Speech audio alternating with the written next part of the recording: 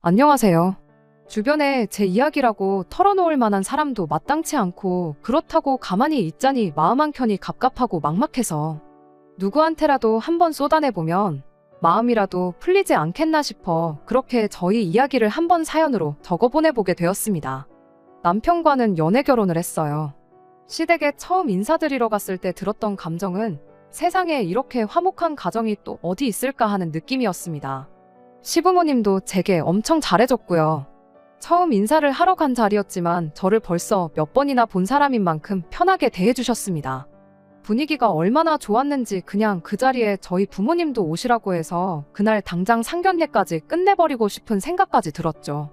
그때까지만 해도 몇 년도 지나지 않아 이 화목한 가족이 너 죽네 나 죽네 하면서 파탄을 맞게 되는 지경까지 오리라고는 결코 생각조차 하지 못했습니다. 남편보다 2살 많은 신우도 그날 그 자리에 같이 있었어요. 성격도 좋고 배려심 깊은 모습을 보니 앞으로 내 결혼 생활에 있어서 시월드는 없는 거나 다름없구나 확신을 갖게 되었습니다.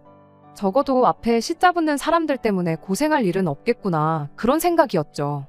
분위기가 좋았던 만큼 몇 주 지나지 않아서 양가 상견례가 있었고 상견례 자리 또한 화기애애하니 좋았어요. 친정 부모님께서도 화목한 집안 분위기가 너무 좋아 보인다며 제가 좋은 집에 시집을 가는 것 같아 마음이 놓이신다며 안도하셨죠. 상견례가 끝난 만큼 결혼 준비도 빠르게 진행되었어요. 그런데 그러다가 그동안 전혀 생각도 못했던 사실을 하나 알게 되었습니다. 그건 바로 남편의 통장 관리를 시어머니가 하시고 계신다는 사실이었지요. 저희 친정 부모님께서는 경제관념을 일찍부터 깨우치는 게 중요하다 하여 제가 어릴 때부터 제 스스로 용돈 관리를 하게 시키셨었거든요. 제가 중학교에 들어갔을 때 제 앞으로 300만 원이 들어있는 통장을 하나 만들어 주셨었어요. 그간 들어온 세뱃돈이며 이런저런 것들을 모아두신 거라면서요. 그리고 그 돈을 그때부터 직접 관리를 하게 시키셨었죠. 워낙 어릴 때부터 내 돈은 내가 직접 관리하는 습관 같은 게 있었다 보니 남편이 32살 나이에도 월급을 전부 부모님께 맡기고 용돈을 타서 쓴다는 사실이 참 신기했습니다. 그런 집들이 드문드문 있다고는 하지만 그게 제 남편 이야기일 거라고는 생각도 못했거든요. 그게 무조건 잘못됐다는 건 아닙니다. 실제로 남편이 모아놓은 돈이 저에 비해서 훨씬 많았거든요. 제가 어려서부터 내 돈을 직접 관리했다 뿐이지 한 달에 딱 필요한 만큼만 용돈을 타서 쓰는 남편이 훨씬 돈을 모으는데 유리했을 테니까요.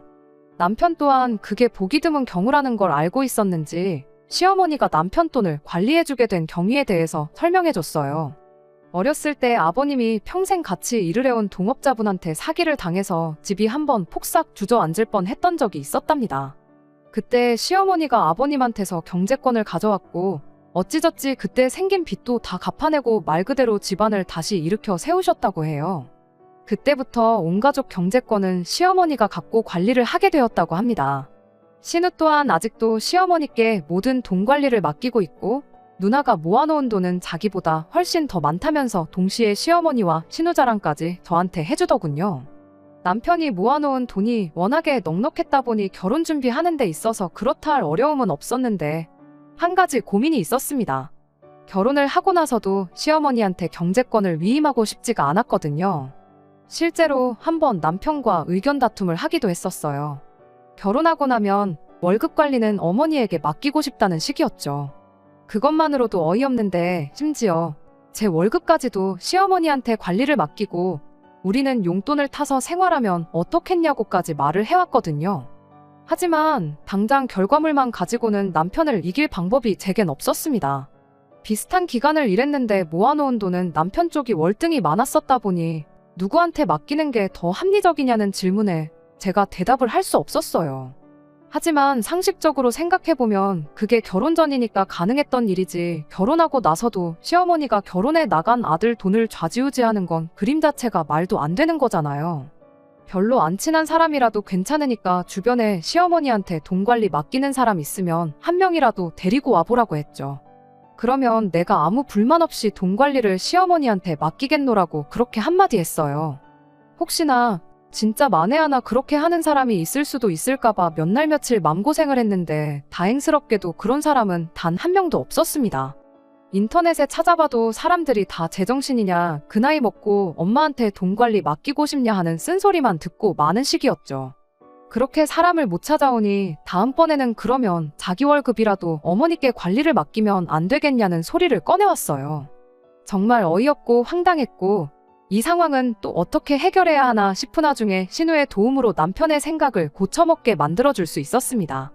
결혼했으면 당연히 돈 관리는 니들이 직접 하는 게 맞지 않냐며 남편한테 한마디 해준 게 결정적이었어요.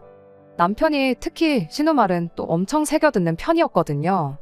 그렇게 돈 관리는 누가 하느냐는 사소한 의견 다툼은 해프닝으로 끝이 나고 말았고, 이후로는 정말 그 어떤 문제 없이 결혼 준비를 마무리 지을 수 있었습니다. 그렇게 저희는 식을 올리게 되었고 결혼 생활을 시작하게 되었습니다. 신혼여행 다녀오고 시댁에 인사를 드리러 갔을 때 일이에요. 그때 시어머니가 뜬금없이 이런 소리를 해왔습니다. 주변 분들이 딸이랑 여기저기 놀러 다니는 거 보면 그게 그렇게 부러울 수가 없었다면서 제가 이 집의 며느리가 된 만큼 앞으로 저를 딸처럼 대해줄 테니 가깝게 지내면서 시간 나면 여기저기 같이 놀러 다니자 하는 이야기를요. 일부러 제가 삐딱선을 타겠다는 건 아니지만 고부관계를 굳이 모녀관계처럼 지내자는 그 말이 솔직한 말로 제가 친정어머니를 챙기듯 당신도 똑같이 잘 챙기라는 소리로밖에 들리지 않았어요. 그리고 무엇보다 주변 분들이 딸이랑 놀러 다니는 이야기를 꺼내셨으면 그건 저한테 할 이야기가 아니라 진짜 딸인 신우한테 해야 할 이야기가 아닌가 싶었어요. 신우가 직장 근처에 따로 혼자 나가서 살고 있긴 했지만 그렇다고 시댁에 큰맘 먹고 와야 할 만큼 멀리 사는 것도 아니었거든요. 진짜 딸을 바로 옆에 두고 왜 굳이 저를 딸처럼 대해주면서까지 같이 어딜 놀러 다니려고 하시는지 저는 도무지 이해가 가질 않았습니다.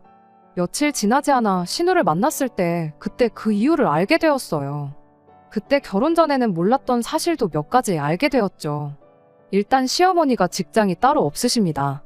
시어머니가 저희 친정어머니랑 연배가 비슷하신데 그래서 그랬나 막연히 시어머니가 당연히 일을 하고 계실 거라 생각했었어요. 게다가 아버님 때문에 집이 한번 어려웠던 적이 있다고 했었잖아요.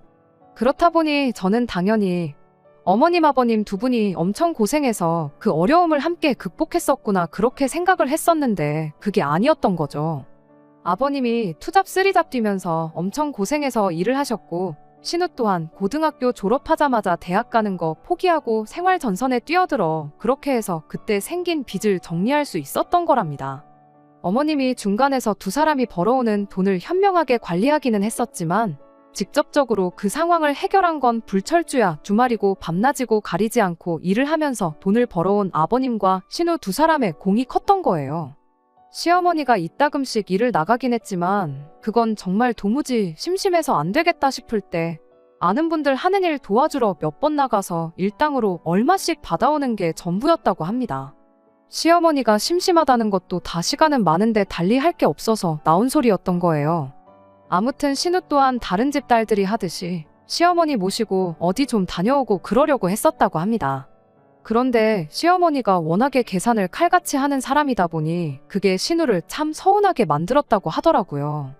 무슨 소리인가 했더니 밥값이고 뭐고 전부 딸이 엄마를 위해 쏘는 거 아니겠냐면서 그 돈을 관리해주고 있던 신우 통장에서 모든 비용을 정산했다는 거예요. 데이트하는 커플도 아니고 부모 자식 간의 비용을 반반씩 쪼개서 내야 한다는 소리는 아니지만 제가 듣기에도 조금 시어머니가 너무했던 부분이 있었습니다.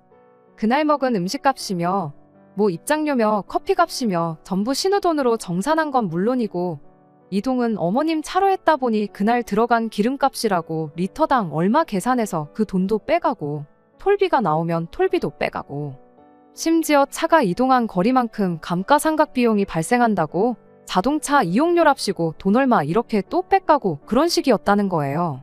신우도 처음엔 그러려니 했는데 그래도 나름 신경 써서 큰맘 먹고 시어머니 모시고 나간 건데 어머니한테 차 한 잔은 못 얻어먹을지언정 자동차 이용료라고 몇천 원씩 가져가고 그러는 걸 보니 엄청 서운했었다는 거죠. 그래서 언젠가부터 어머님하고 어디 나가는 걸 꺼리게 되었고 시어머니는 딸이 안 해주니까 며느리가 해주면 좋겠다고 저한테 돌려서 그날 이야기를 꺼냈던 거예요. 그런 이야기를 들으니 참 마음이 무겁더군요. 아무래도 저도 맞벌이를 하는 사람인데 시어머니 모시고 어디 다녀온다는 게 사실 큰맘 먹고 쉬는 날 하루를 포기하는 거나 마찬가지잖아요. 100번 양보해서 하루 날 잡고 어디 다녀오는 거야. 남들도 다 하는 일일 테니 일도 아니겠지만 막상 시어머니가 정산한답시고 기름값 얼마 내놔라, 자동차 이용료 얼마 내놔라 나오시면 저 또한 좋은 마음으로 그걸 받아들일 자신이 없었습니다. 어떻게 하는 게 좋을까 싶은 와중에 신우가 하나 아이디어를 내왔어요. 우리가 시어머니를 모시고 어디 다녀올 게 아니고 시어머니가 직접 어디를 다녀오시게 만들어서 심심할 틈을 안 만들어주면 되는 거 아니겠냐는 아이디어였지요. 오픈 채팅이라든지 당근이라든지 밴드라든지 이런 거 보면 지역 내에서 생각보다 소모임 활동 같은 게 활발한 편이더라고. 시어머니한테 그걸 어떻게 하는 건지 알려드리자는 거였죠. 그날 바로 시댁에 신우랑 같이 찾아가서 시어머니하고 이야기를 했어요. 신우가 시어머니한테 괜히 딸하고 며느리 괴롭히지 말고 마음 맞는 또래분들하고 어울리시라고요. 어머니한테도 그 편이 더 즐겁고 재밌지 않겠냐고 했더니 시어머니도 이내 수긍하시고는 신우한테 어플 사용 방법부터 이런저런 걸 배우셨지요. 시어머니 또한 그런 식으로 마음 맞는 사람들 만나 외부 활동하는 게 신세계였던 것 같아요. 그도 그럴 게 그동안 한 푼이라도 아끼겠다고 어떻게 아낄궁리하면서 집에만 계시던 게 전부였던 시어머니 삶에 그런 식으로 접하는 모든 것들이 여지껏 모르고 지냈던 새로운 일들이었을 테니까요. 시어머니도 저도 남편도 그리고 신우도 모두 다 잘 됐다고 생각했던 이 일이 온 집안을 파탄의 도가니로 몰아넣을 불씨가 될 줄은 그때까지 그 누구도 생각하지 못하고 있었습니다. 시어머니는 그런 식으로 어디를 다녀오시면 꼭 그날 찍은 사진들을 톡에 프로필 사진으로 바꿔놓고 그랬었어요.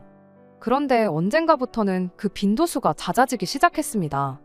한 달에 2번 바뀌던 게 일주일에 한 번씩 바뀌다가 나중에 가서는 일주일에도 서너 번씩 바뀔 만큼 매일같이 어디를 놀러 다니셨어요. 다녀온 곳 보면 전국 팔도 맛집이란 맛집은 전부 다 찾아다니시는 듯 했고 언제 배우셨는지 이따금씩 골프도 치러 나가고 그러는 시기였습니다. 시어머니가 아버님하고 사이가 좋은 편은 아니에요. 이러나 저러나 아버님 때문에 온 가족이 안 해도 될 고생을 했다 하여 그때부터 쭉 사이가 별로였다고 하더라고요. 그러다 보니 아버님이 일 때문에 차를 끌고 나가면 시어머니는 차를 태워준다는 사람이 없으면 평일에 발이 묶여버려 어딜 다녀오지 못하게 되는 상황이 되었던 겁니다. 그러다 나중에 가서는 아예 차를 한 대 새로 뽑으시더라고요. 그때부터는 주중이며 주말이며 할 것 없이 시어머니가 밖으로 돌기 시작했어요. 시어머니가 차를 뽑은 지 반년쯤 지났을 때였나 어쩌다가 시어머니 차를 한번 얻어 타게 된 적이 있었는데 차 뽑은 지 반년 정도밖에 안 된 시점에 미터기가 2만 킬로가 넘어가는 걸 보고 남편이 우리 회사 영업사원들도 이만큼은 안 타겠다고 하면서 어딜 그렇게 돌아다니시냐며 아주 경악을 했던 적이 있어요. 아무튼 그렇게 시어머니가 혼자서 여기저기 다니시기 시작하니 아버님은 또 아버님 나름대로 따로 주말을 보내고 그러시기 시작했죠. 주말이면 혼자 낚시를 나가서 짧게는 당일치기, 길게는 2박 3일로 해서 혼자 낚시를 다녀오시고 그러는 시기였는데 그때까지만 해도 제가 잘 몰랐다 보니 어머님이 여기저기 놀러 다니시는 만큼 아버님은 검소한 여가 생활을 즐기시는구나 그렇게 생각했습니다. 알고 보니 낚시라는 취미가 장비값에 낚싯배 대여료에 이것저것 다 따지면 거의 골프만큼 돈이 들어가는 취미였다는 걸 알게 된 건 일이 다 터지고 나서였지만요. 아무튼 문제는 그렇게 시간이 지나 어느덧 저랑 남편이 결혼 생활을 시작한 지도 3년이 되어가는 얼마 전이었습니다. 난데없이 걸려온 신우 좀 말려달라는 시아버지 전화에 헐레벌떡 뒤도 안 돌아보고 시댁으로 출발을 했어요. 아버님이 워낙에 말수도 없고 그러신 분인데 그런 분이 다급한 목소리로 그런 말을 하니 대번에 무슨 일이 나도 엄청나게 큰 일이 났다는 건 안 봐도 알 수 있었습니다. 그렇게 허겁지겁 시댁에 도착하니 집안 꼴이 말도 아니었어요. 신우는 바닥에 드러누워서 우는 건지 웃는 건지 거의 반 미친 사람 소리를 내며 거친 숨만 내쉬고 있었고 시어머니는 어디 간 건지 보이지도 않고 아버님 혼자 거실에서 뻐끔뻐끔 담배 연기만 쏟아내고 있었습니다. 무슨 일이냐고 여쭤봐도 아버님은 그냥 숨만 깊게 들이쉬었다 내쉴 뿐 아무 말도 하지 않고 있었어요. 거의 혼절하기 직전인 상태의 신우를 부축해 일으켜 세운 뒤 무슨 일이냐 물어봤지만 실성한 사람처럼 넋만 놓고 있을 뿐 아무 대답도 들을 수 없었습니다. 안쪽에서 인기척이 들리는 걸 보니 시어머니가 방에 계신 듯 싶어서 문 열고 들어가 이게 다 무슨 상황이냐 물었습니다. 그랬더니 시어머니가 돈이 좀 필요해서 지 돈 조금 쓴 거 가지고 저 지랄을 떤다면서 아주 자식 농사 잘못 지었다고, 어떻게 자식이 돼서 부모한테 쓰는 돈이 아깝다고 아주 연병을 떨고 있다고 신우한테 심한 소리를 하는 거예요. 그게 무슨 소리냐 물어봐도 시어머니는 네 누나한테 물어보라며 대답을 피하고 계속 성질만 부리셨습니다. 그러면서 저희한테 니들도 똑같은 새끼들이라며 언성을 높이기 시작했어요. 여지껏 키워준 은혜 생각하면 당신한테 고맙다고 억만금을 갖다 바쳐도 모자랄 판에 돈 얼마 좀 썼다고 어떻게 저렇게 나올 수가 있냐면서 니들도 부모한테 돈 아끼고 사니까 부자가 되더냐, 니들만 잘 사니까 밥이 잘 넘어가더냐 하면서 큰 소리를 내셨죠. 다 자업자득이라고 부모한테 돈 한 푼 쓰는 게 아까워서 저러는 꼴을 보니까 자식 새끼 키워봐야 아무 소용 없다는 게 무슨 말인지 알겠고, 당신도 인생 잘못 살은 것 같다고, 인생 더 살아봐야 뭐 하겠냐며 콱 죽어버려야겠다고 부모가 죽는 꼴을 봐야 자식들 맘이 풀리겠다면서 가슴을 쾅쾅 내리치시더군요.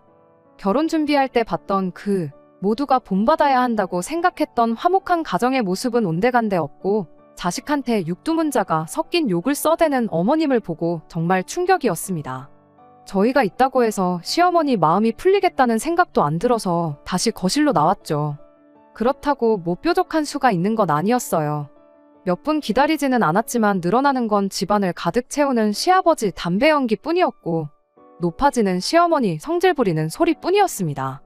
달리 저희가 왔다고 해서 뭐가 해결될 기미는 보이지 않아서 그냥 돌아가는 게 낫겠다는 생각이 들어 자리에서 일어났어요. 그런데 또 신우를 저렇게 두고 가기는 뭐해서 신우를 부축해 나와 저희 집으로 데리고 갔습니다. 집에 도착해 신우한테 따뜻한 차 한 잔 내어주고 신우가 안정을 되찾기를 기다리고 있었어요. 어느 정도 시간이 지나고 나서 남편이 신우한테 대체 엄마가 누나 돈을 얼마를 썼길래 그러는 거냐고 말을 꺼냈죠. 신우가 반쯤 자포자기한 심정으로 대답을 하더군요. 땡전 한 푼 남기지 않고 몽땅 다 써버렸다고요. 저도 남편도 그게 진짜냐고 몇 번을 확인했어요. 듣고도 믿을 수가 없는 말이었거든요. 신우가 집안 형편 때문에 대학도 못 가고 바로 일선에 뛰어들었어야 했다 보니 돈 욕심이 대단한 사람이에요.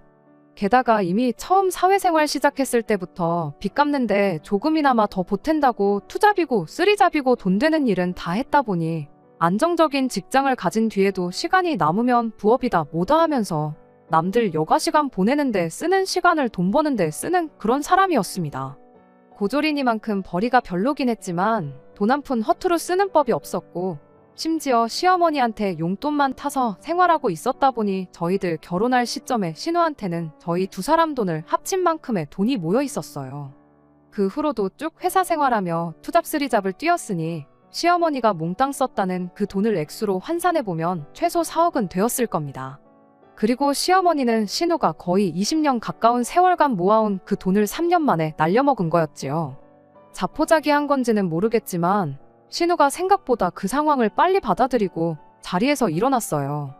이렇게 신세한탄해봐야 없어진 돈이 돌아오는 것도 아니지 않냐고 그냥 새로 시작하는 마음으로 내일부터 다시 열심히 살아야겠다며 괜히 안 좋은 모습 보여줘서 미안하다고 한마디 하고 집으로 돌아가더군요. 한 번 모았는데 두 번은 못 모으겠냐며 아무렇지도 않다고 강한 척하긴 했지만 실은 속이 얼마나 타들어가겠나요. 저는 아마 평생을 가도 그 기분을 이해할 수 없을 만큼 큰일인데 말이에요. 그리고 제가 보기에도 신우가 그렇게 안쓰러울 수가 없었는데 누나를 그렇게 잘 따르던 남편은 또 오죽했겠나 싶었습니다. 하지만 이 사건이 저희 결혼 생활에까지 영향을 끼칠 거라곤 생각도 못했어요. 신우가 그렇게 된 걸 보고 한편으로는 그래도 결혼할 때 남편 경제권을 가지고 온 건 정말 잘한 일이구나 그렇게 생각을 했었습니다. 그런데 남편은 저와 생각이 달랐다는 게 문제였어요. 며칠 전 남편이 잔뜩 무게를 잡고는 저한테 할 말이 있다고 잠깐 이야기 좀 나누자고 저를 부르더군요. 현실에서나 드라마에서나 저렇게 무게 잡고 이야기 좀 하자고 하면 좋은 이야기가 아닌 게 100%인 걸 알았다 보니 좋은 예감이 들지는 않았어요. 그런데 아니나 다를까 남편이 얼토당토하는 말을 꺼내는 겁니다. 아무리 생각해도 그냥 넘어갈 일이 아닌 것 같다며 우리 집을 팔아서라도 신우한테 2억을 줘야겠다는 말을 해왔으니까요. 남편 말이 끝나기가 무섭게 그게 무슨 말도 안 되는 소리냐고 따져 물었어요. 그랬더니 남편이 너도 일이 이렇게 된 데에는 책임감을 느껴야 하는 거라면서 제 탓을 하기 시작하는 거예요. 저희가 시어머니한테서 경제권을 받아오지 않았더라면, 시어머니한테 계속 돈 관리를 맡겼더라면 누나 돈이 적어도 절반인 2억은 남아있을 거 아니겠냐는 소리였지요. 일이 이렇게 된 데에 책임을 통감하고 그 부담을 절반씩 나눠지는 게 이치에 맞다며 집을 정리해서 기어이 누나한테 돈 2억을 해줘야겠다는 겁니다. 남편한테 미친 소리 좀 하지 말라고 했어요. 말이 절반 나눠서 2억이지. 우리 돈까지 시어머니 소나귀에 있었다면 형님 돈 4억에 우리 돈까지 해서 피해가 따블따따블이 되었을 거다 했지만 남편은 끝까지 제 말을 귓등으로 들을 뿐 들은 척도 하지 않았습니다. 우리 돈은 어차피 결혼할 때 다 쓰지 않았냐고. 그때 시어머니한테 돈 관리 맡겼어도 잘 모아봐야 7천 8천 정도가 전부였을 거 아니겠냐 했죠. 계산이 그렇게 되나 싶었는지 남편이 잠깐 생각하다가 어머니가 돈 관리를 해주셨으면 아마 1억 5천은 모았을 거다 하면서 그럼 못해도 신우한테 1억 5천은 줘야겠다며 끝까지 신우한테 돈을 줘야겠다고 그 고집을 꺾지 않는 거예요. 저는 죽어도 그렇게는 못하겠다고 남편을 말렸지만 남편은 끝까지 저렇게 신우를 내버려 둘 수 없다며 고집을 부렸고 나중에 가서는 그럼 저랑 이혼을 불사해서라도 신우한테 돈을 주겠다는 말까지 꺼내왔습니다. 결혼할 때 남편이 더 많이 해오긴 했지만 그래도 자기가 이혼하자고 하는 거니 재산 분할 절반을 해주겠다고요. 그리고 자기는 그렇게 해서라도 신우한테 최대한 자기가 해줄 수 있는 만큼을 해줘야겠다는 겁니다. 그렇게 남편과는 결론을 내지 못한 채 혼자 고민하다가 이렇게 사연까지 적어보내게 되었습니다. 저도 신우가 안쓰러운 건 맞지만 돈은 시어머니가 쓴 건데 왜 저희 집이 파탄이 나게 생긴 건지 아직도 억울하고 도무지 이해가 가지 않아요. 속은 말이 아니겠지만 그래도 신우도 가만히 있는데 괜히 지 혼자 나서서 저러는 남편도 이해가 가지 않고요. 그냥 이렇게 털어놓으면 제 속이나마 조금 후련해질까 싶어서 보낸 사연인데 다 적고 나니 마음만 더 복잡해지지 뭐 하나 후련해진 게 없네요. 안녕하세요. 신우가 평생에 걸쳐 모아놓은 돈 탕진해버린 시어머니를 두고 신우한테 집을 팔던 저랑 이혼을 하던 2억을 만들어 신우한테 주겠다던 남편 때문에 사연 보냈던 쓰니입니다. 정말 오랜만에 다시 찾아뵙는 것 같아요. 다행히도 어찌어찌 좋게 일이 잘 풀려서 이렇게 후기를 써서 보내게 되었습니다. 지난 몇 달간 아주 난리도 그런 난리가 없었어요. 다행히도 남편이 자기가 이혼 이야기까지 꺼내면서 너무 극단적으로 나갔다는 걸 깨달았는지 며칠 지나서 저한테 미안하다고 자기가 선을 넘어도 아주 크게 넘은 것 같다며 사과를 해왔습니다. 그렇게 남편과 대충 잘 푸는구나 싶었는데 난데없이 남편이 매달 신우한테 200만 원씩을 주면 안 되겠냐는 말을 꺼내와서 한참 화해하는 분위기는 사라졌고 또 그걸 이유로 대판 싸우게 되었어요. 남편은 너 나랑 결혼한 게 내 돈 보고 결혼한 것도 아니지 않느냐, 그냥 월급 200만 원 버는 남자랑 결혼했다고 생각하면 되는 거 아니냐면서 답답한 소리를 하는 겁니다. 그래서 남편한테 물어봤죠. 신우가 그렇게 된 건 정말 안타깝지만 대체 뭐 때문에 그렇게 신우한테 돈을 퍼주지 못해서 안달이냐고요. 막말로 돈을 써도 시어머니가 다 써버린 거고 그거 갚아주는 것도 시어머니가 해야 할 일이지 왜 그걸 당신이 나서서 어떻게 해주지 못해 안달이냐고요. 그제서야 남편도 어느 정도 안정을 찾고는 제가 또 몰랐던 이야기를 하나 꺼내왔습니다. 신우가 그 나이 먹도록 자기 여가 시간도 보내지 않고 주말에도 아르바이트를 뛰면서 돈 모으는 데만 집착했던 데에는 다 이유가 있었어요. 저는 처음엔 그냥 돈 때문에 힘들었던 게 트라우마가 돼서 돈 모으는 데만 집착하는 거라 생각했는데 사실 그런 이유가 아니었습니다. 어찌저찌 아버님과 신우가 고생해가며 아버님이 만든 빚을 다 갚아내긴 했지만 신우는 신우 나름대로 고민이 또 하나 있었던 거지요. 사실 그때 그렇게 아버님이 동업자분한테 사기를 당하지 않았더라면 그때부터 모으는 돈은 다 시어머니, 시아버지 두 분 노후 자금으로 쓰게 될 돈이나 마찬가지였던 거잖아요. 그런데 한참 노후 자금을 모아도 모자랄 시기에 그 돈을 전부 빚 갚는데 사용한 거나 마찬가지였으니 아버님이 아직도 일을 하시며 돈을 벌어오고 있긴 하지만 두 분 생활비 하고 그러면 얼마 남지도 않은 돈이었어요. 그러니까 신우는 신우 나름대로 두 분 노후에 대한 책임도 지고 싶었던 거죠. 그 계획이 노후 자금을 자기가 벌어서 마련해드리려는 건 아니었어요. 애초에 신우 직장이 대학 가는 걸 포기하고 구한 직장이었다 보니 신우가 암만 오랫동안 경력을 쌓고 그래봐야 올라갈 수 있는 직급도 벌 수 있는 돈에도 한계가 있었습니다. 그리고 그 사실은 그 누구보다도 신우 본인이 더 잘 알고 있었고요. 신우 계획은 어떻게든 5억을 마련해 그 돈으로 시부모님과 함께 꾸려나갈 수 있는 가게를 하나 여는 것이었습니다. 신우가 퇴근하고 나서 주말에도 그렇게 알바를 하러 다녔던 이유도 돈 얼마나마 더 버는 것도 있지만 이일저일 하면서 자기한테 맞는 사업 소재를 찾기 위함도 있었던 거예요. 장사라면 물론 망해서 문을 닫을 수도 있다는 큰 리스크가 있긴 했지만 한편으로는 월급쟁이 생활하는 것보다 훨씬 더 큰 돈을 벌 수 있는 기회이기도 했으니까요. 어머님 아버님과 셋이서 같이 할 계획이었다 보니 당장 인건비 부담도 남들보다 적을 테고 또 힘든 시기를 온 가족이 노력해서 이겨냈던 만큼 그때처럼 같이 노력한다면 그 어떤 일도 해낼 수 있다는 자신감이 있었던 겁니다. 누구보다 가족을 사랑했고 아꼈던 신우였는데 5억이라는 목표 금액에 거의 다 도달해가는 상황에 정말 조금만 더 하면 되는 상황에 시어머니가 그 돈을 전부 날려먹었으니 그 배신감은 이루 말할 수 없겠죠. 평생을 가족들을 위해 자기 미래까지 포기해가며 그렇게 돈을 모으던 신우였으니 동생인 남편 입장에서는 그런 누나를 도와주고 싶은 생각이 들 수도 있겠구나 싶기는 했습니다. 하지만 멀쩡히 잘 살고 있는 우리 집까지 팔아가며 2억을 만들어주는 건 말도 안 된다고 생각했고 그렇다고 매달 신우한테 남편 월급의 절반 가까이나 되는 돈을 보내주는 게 좋은 해결 방법이라는 생각이 들지는 않았어요.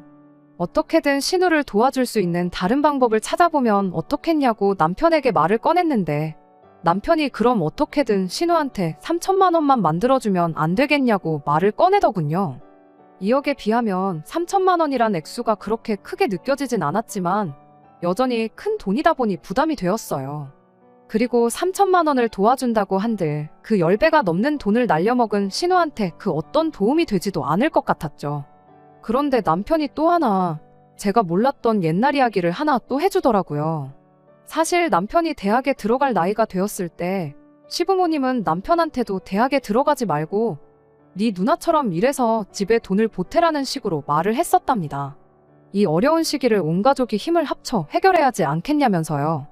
남편도 그렇게 대학 가는 건 반쯤 포기하고 있었는데 신우가 그때 나서서 남편을 도와줬다고 해요. 자기가 일을 몇 개라도 더 할 테니 동생 대학은 보내주면 안 되겠냐고요. 그렇게 신우가 나서서 시부모님을 설득한 끝에 남편은 무사히 대학에 갈 수 있었답니다. 남편은 고등학교를 졸업하자마자 자원에서 군입대를 했고 그동안 신우가 어떻게 남편에게 1,000만 원을 모아서 남편 학비를 내줬다고 해요. 그 이후에는 남편도 아르바이트를 하면서 자기 생활비와 학비를 보태긴 했지만 그때 신우의 도움이 없었다면 지금의 자기도 없었을 거라며 그때부터는 눈물까지 보이기 시작했습니다. 그때 당시 1,000만 원이면 지금 3천만 원쯤 하지 않겠냐며 자기가 앞으로 3년 동안 용돈 한 푼 안 받고 살 테니 어떻게든 당장 그 돈을 마련해주자고 하는데 그 이야기를 듣고 나니 신우를 도와주지 않을 수가 없었어요. 어차피 도와주기로 한 거 멀쩡한 집까지 팔아가며 2억까지는 못해줘도 도와줄 수 있는 최대한 도와주자고 했습니다. 그렇게 저희가 결혼하고부터 모아놓은 돈 8천만 원을 전부 신우한테 주면 어떻겠냐고 남편한테 물어봤지요. 남편은 자기가 혹시 잘못 들었다고 생각한 건지 저한테 방금 뭐라고 했냐며 다시 물어왔어요. 그래서 다시 한번 말해줬습니다. 형님하고 당신 사이에 그런 사연이 있었는지는 몰랐다고요. 당신이 가장 힘들었을 시기에 신우가 당신을 도와줬는데 그냥 넘어가는 건 아닌 것 같으니 대신 우리 결혼하고 나서 모아놓은 8천만 원을 신우한테 주자고 했죠. 돈은 다시 모으면 되는 거지만 은혜는 때를 놓치면 갚을 수 없는 것 같다고요. 그렇다고 해서 집 팔아서 2억을 해주겠다느니 이혼까지 불사하겠다느니 형님한테 월급의 절반을 주겠다느니 헛소리 짓거린 건 용서해줄 생각 없으니 앞으로 결혼 생활하면서 만회하라고 했어요. 남편은 저한테 몇 번이고 고맙다고 말하면서 한두 방울 흘리고 있던 눈물을 펑펑 쏟아내기 시작했지요. 그렇게 저희는 그 주 주말이 돼서 신우네 집으로 향했고 신우에게 이 이야기를 꺼냈습니다. 신우는 니들 지금 미쳤냐며 그 돈을 내가 어떻게 받겠냐고 하면서 내 나이가 몇인데 자기 앞가림은 자기 혼자 할 수 있으니 걱정도 말고 신경 쓰지도 말라고. 한 번 모아본 돈인데 두 번은 못하겠냐며 한사코 거절을 해오더군요. 그래서 신우한테 똑같이 말해줬어요. 그때 당시 우리 남편 대학 보내주겠다고 20살 조금 넘은 나이로 집에 생활비 보태면서 만들어준 1,000만 원이 둘이서 쓰고 싶은데 다 쓰고 모은 8천만 원에 비할 수나 있겠냐고. 우리도 한 번 모아본 돈이니 두 번 못 모을 거 없으니 그냥 받아달라고 했습니다. 사실 돈만 준비했던 게 아니에요. 저희 친정부모님이 노후 대책으로 상가 몇 개를 가지고 계시는데 마침 그중 하나가 올해 말까지만 장사를 하고 다른 곳으로 옮겨가게 되었거든요. 그래서 친정부모님한테 특별히 부탁드려서 거기에서 신우가 가게를 하나 차릴 수 있게 도와달라고 부탁을 드렸었고, 전후 사정을 들은 친정부모님께서 흔쾌히 그렇게 하기로 해주셨어요.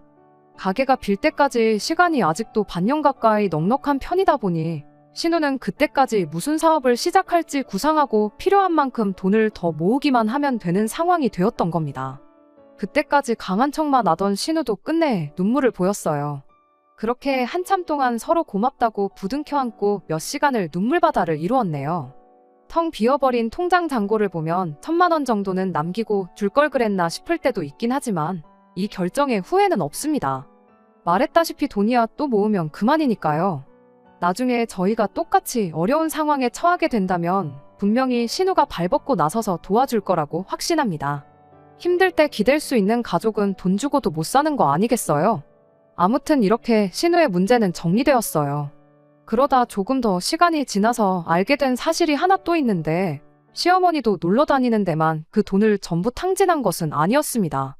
처음에는 놀러 다닐 돈이 없어서 신우 돈을 조금씩 빼서 쓴 건 사실이었는데 그 돈을 전부 써버리게 된 건 그렇게 모임을 다니면서 알게 된 어떤 한 사람 때문에 벌어진 일이었더라고요. 좋은 투자처가 있다며 투자 제안을 하나 받으셨다는데, 시어머니 딴에는 노후 자금도 없는 상황에 나중에 자식들 손 벌리고 싶지 않으니 어떻게든 신우가 모아놓은 돈을 불려서 그 돈으로 당신 노후 자금을 만들어 볼 생각이었었나 봅니다. 하지만 애석하게도 그 사람은 그냥 그런 식으로 친해진 사람들 등쳐먹는 걸 업으로 먹고 사는 사기꾼이었던 게 문제였던 거지요. 무슨 상황이었던 간에 자식 돈을 그렇게 날려먹은 시어머니가 용서받을 길은 없겠죠. 과거에 아버님이 거의 20년 세월을 함께해온 동업자분한테 크게 사기를 당했을 때 시어머니가 그 인간에 뭘 믿고 돈을 내준 거냐며 사기당한 아버님을 그렇게 질책을 했었다 해요. 그런데 이번엔 어머님이 그것도 알게 된 지 1년도 안 된 사람한테 그것도 딸이 평생 모은 돈을 그대로 헌납해버렸으니 아버님이 그때 그렇게 사람을 무시하더니 그때의 업보를 돌려받는 거라며 시어머니 탓을 하셨고 결국엔 두 분이 이혼을 하시게 되었어요. 어머님이 놀러 다닌다고 그때부터 똑같이 노후 자금 생각 안 하고 밖으로만 돌던 아버님 또한 잘한 건 없다고 생각하긴 하지만 그래도 시어머니와 이혼하면서 분할받은 재산 중 일부를 신우한테 증여해주고 지금은 혼자 방 한 칸 얻어서 지내고 계십니다. 아버님이야 그동안 집에 빚 만든 거 책임진다고 정말 안 해보신 일이 없을 정도로 경험도 많고 생활력이 강하신 분이지만 평생 집에서 살림만 내오신 시어머니가 혼자서 어떻게 얼마 안 되는 분할받은 재산으로 살아가실지는 모르겠어요.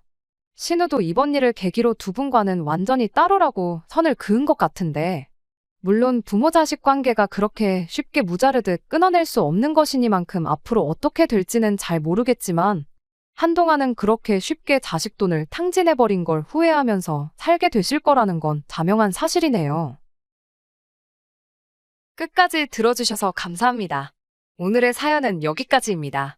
구독과 좋아요, 알람 설정 부탁드리고 더 좋은 사연으로 다시 찾아뵙겠습니다. 감사합니다.